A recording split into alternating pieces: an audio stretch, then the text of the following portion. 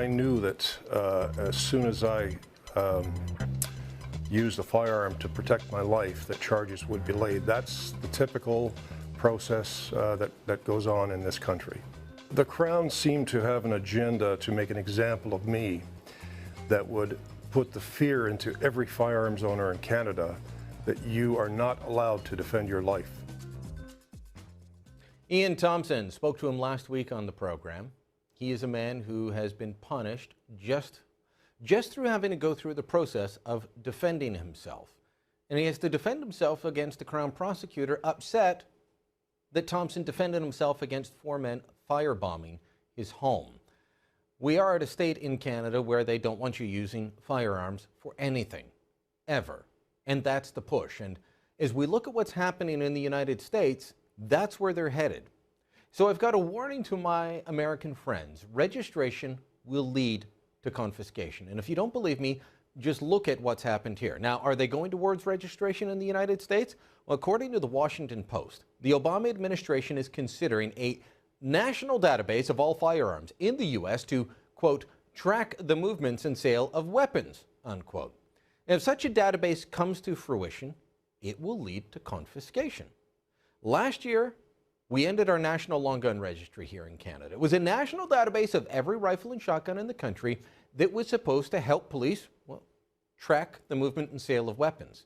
Now, when it was introduced 20 years ago, critics said, hold on. If we register the firearms, they're going to be confiscated. And that criticism was just dismissed. It was ridiculed. Yet that's what was happening right up until the long gun registry was dismantled. As recently as last winter, law-abiding gun owners who had complied with the registry were having their rifles confiscated. In late 2011, hundreds, if not thousands of people who had legally purchased the Army Jaeger AP-80, a .22 caliber variant of the AK-47, were informed that their rifles had been deemed illegal and must be surrendered.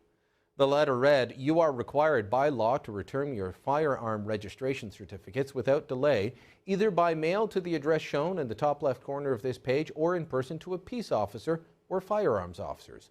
You have 30 days to deliver your firearm to a peace officer, firearms officer, or chief firearms officer, or to otherwise lawfully dispose of them." That was sent out by the Canadian Firearms Centre. The reason for the need to surrender what had been legal firearms was simply cosmetic. The AP-80 looked too similar to the AK-47. There were no interchangeable parts between the two rifles. The rifles were vastly different in terms of what kinds of ammunition they used. They also had vastly different uses, but they looked the same. And that was enough. That was enough. And what is more worrisome was that the decision to reclassify what had been a legal rifle for years and years, that decision was made by a bureaucrat, not by elected officials. There was no debate, no vote. It was just a bureaucratic decision. Somebody that felt the AP-80, legally owned for decades, was now too dangerous to be privately owned by law-abiding Canadians.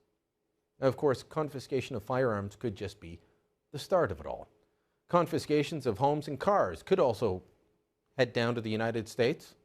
Former Marine Joshua Boston recently wrote a scathing response to California Senator Dianne Feinstein's gun control proposal, saying that he would not register his guns. Here's part of that letter. He said, "I am the man who fought for my country.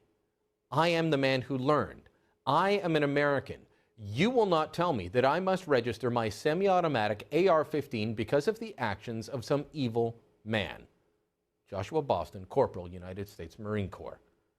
Well, if he goes through with that, and the United States goes through with setting up a national registry, it could cost him everything. Don't believe me? Look at Bruce Montague. He's a gunsmith from Dryden, Ontario, and he faces the possibility of having his home seized for failure to register his firearms. Montague made a decision, a purely political decision, not to register or to let his registries lapse. He wanted to challenge the constitutionality of Canada's National Gun Registry. When his constitutional challenge failed and Montague was convicted, the government of Ontario moved to seize his home under their proceeds of crime legislation. They were treating what was essentially a paperwork criminal as if it were a drug lord. That's the kind of person the proceeds of crime law is intended to prosecute. And if the United States follows Canada's lead in registering all guns, putting them into a national database, then confiscation of rifles and shotguns won't be far behind.